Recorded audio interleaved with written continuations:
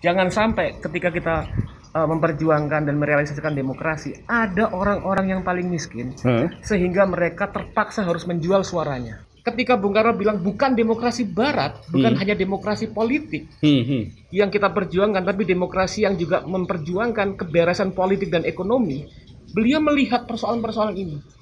Jadi kapitalisme maju, tapi rakyatnya melarat. Itu yang terjadi. Oke.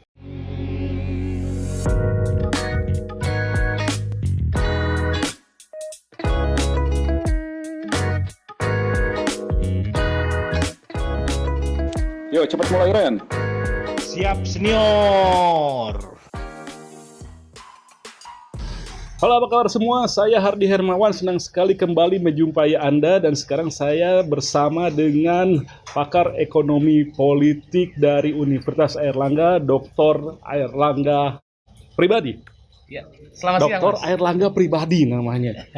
Jadi bukan Airlangga yang lain. Apa kabar? Baik, Mas. Dan kita berada di channel Sigma Pi Policy Research and Data Institute yang berkolaborasi dengan channelnya Mas Angga Channel namanya. Angga Channel, Analisa Airlangga. Analisa Airlangga Channel.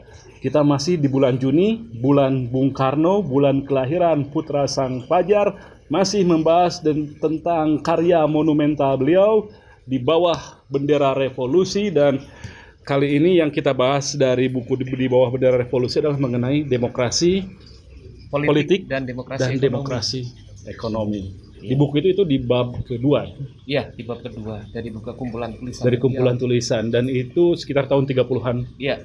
Awal 30-an awal. Awal 30-an. Ketika dia sudah dalam pengawasan pemerintah kolonial. Iya. Betul. Apa yang paling penting dari tema itu? Dari tema itu Bung Karno mau bilang bahwa perjuangan dan dialektika ekonomi politik yang berlangsung dalam pergerakan melawan antikolonialisme dan imperialisme memunculkan rumusan-rumusan politik yang khas tentang bagaimana bangsa kita memperjuangkan demokrasi. Dan mengapa kemudian kita tidak bisa sekedar copy paste menerapkan model-model demokrasi politik yang ada di Eropa. Jadi kalau kita rekonstruksikan, Mas Angga, ini tahun 30-an. Iya, betul. Bung Karno sudah melihat bahwa sistem politik yang terjadi pada waktu itu di Kepulauan Nusantara, Indonesia pada waktu itu sudah sama sekali tidak sesuai, berantakan betul. Bermasalah betul. Iya, karena penjara dan belenggu imperialisme dan kolonialisme. Lalu ditawarkanlah sebuah gagasan sistem politik bernama demokrasi. Pada waktu itu sedang menyebar diskusi-diskusi tentang demokrasi itu menyebar, dan banyak kalangan termasuk Bung Karno sendiri dengan partainya itu memperjuangkan demokrasi. Tapi dalam artikel tersebut beliau mau bilang bahwa kita memiliki jalan demokrasi yang kemudian bisa membawa pada keberhasilan perjuangan dari rakyat Indonesia melawan imperialisme, kolonialisme, dan merdeka. Dan tentunya jalan itu berbeda dengan apa yang selama ini dianggap sebagai pengalaman sejarah dari apa yang berlangsung di Eropa. Jadi bukan demokrasi sekadar demokrasi yang saat itu berlaku di dunia. Di dunia, betul. Bung Karno justru melontarkan semacam kritik terhadap demokrasi yang saat itu diterapkan dalam tanda petik. Jadi mainstream. Yang berlangsung di Eropa. Terutama Eropa pada waktu itu ya. Apa problem yang dilihat Bung Karno dari demokrasi yang berjalan di Eropa waktu itu? Iya.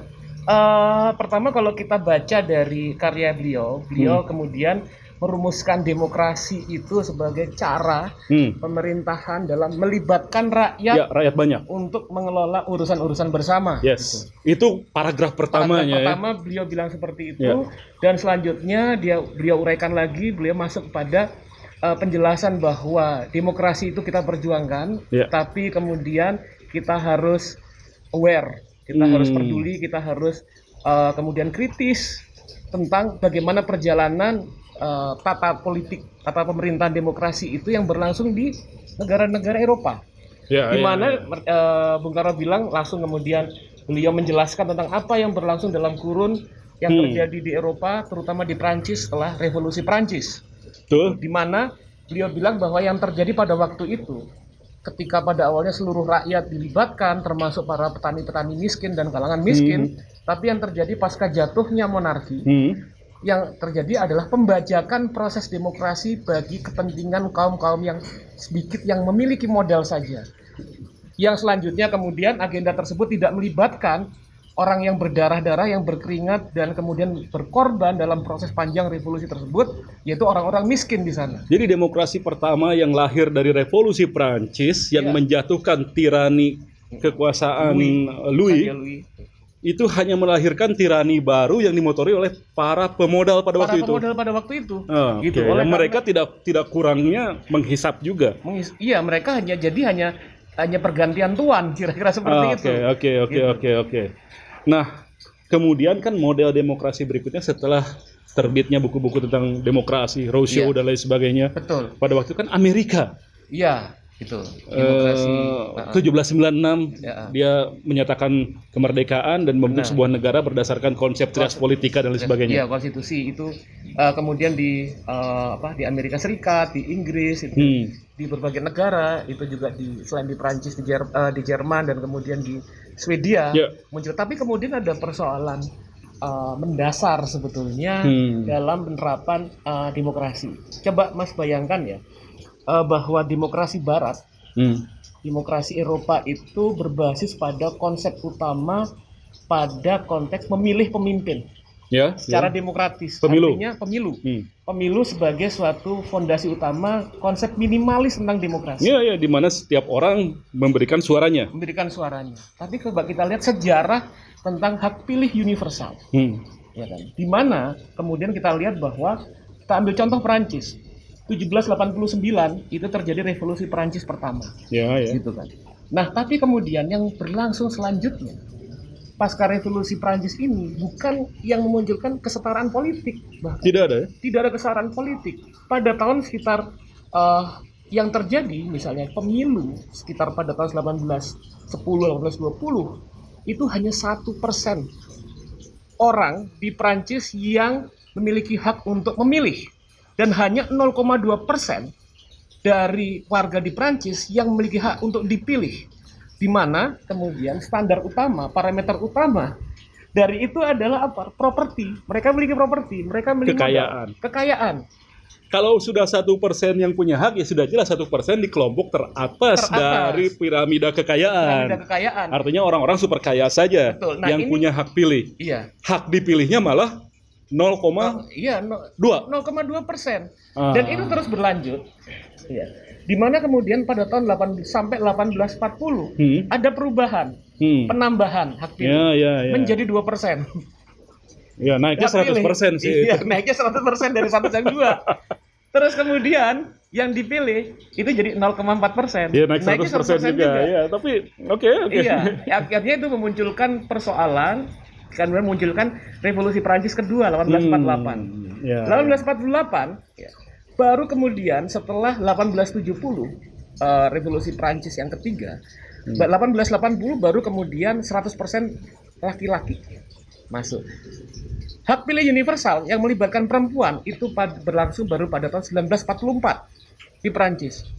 Nah, Bung Karno melihat bahwa ketika Bung Karno bilang bukan demokrasi Barat, bukan hanya demokrasi politik yang kita perjuangkan, tapi demokrasi yang juga memperjuangkan keberesan politik dan ekonomi, beliau melihat persoalan-persoalan ini.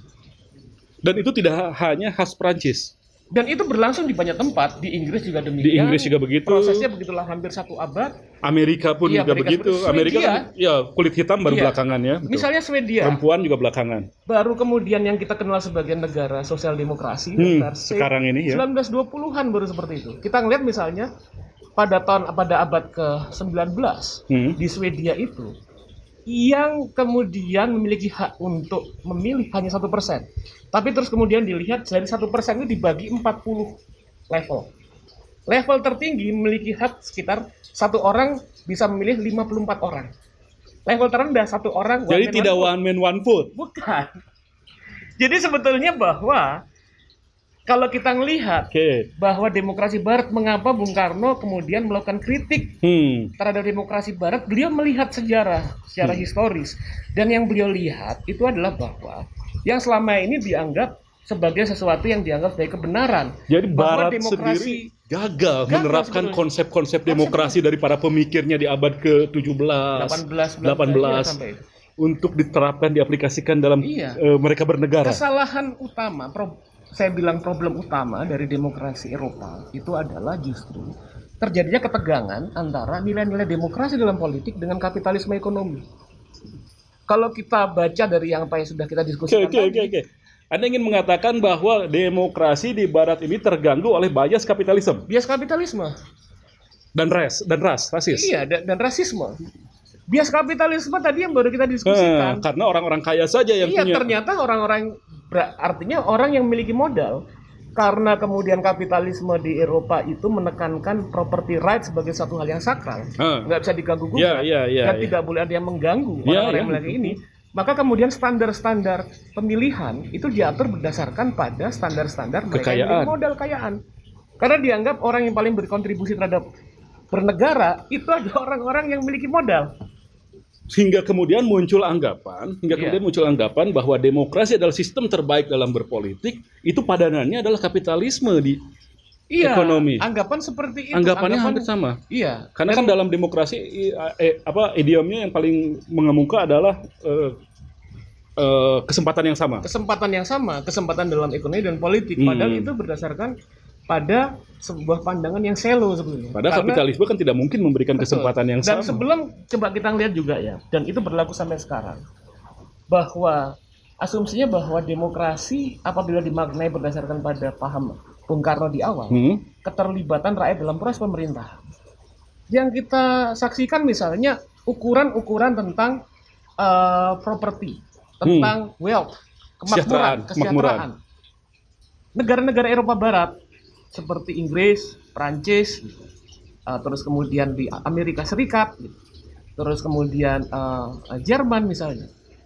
Meskipun kemudian pernah mengalami proses welfare state masing-masing itu, tapi 50% warga mayoritas di sana tidak pernah menikmati kemakmuran lebih dari 10%. Itu sepanjang sejarah selama 200 tahun.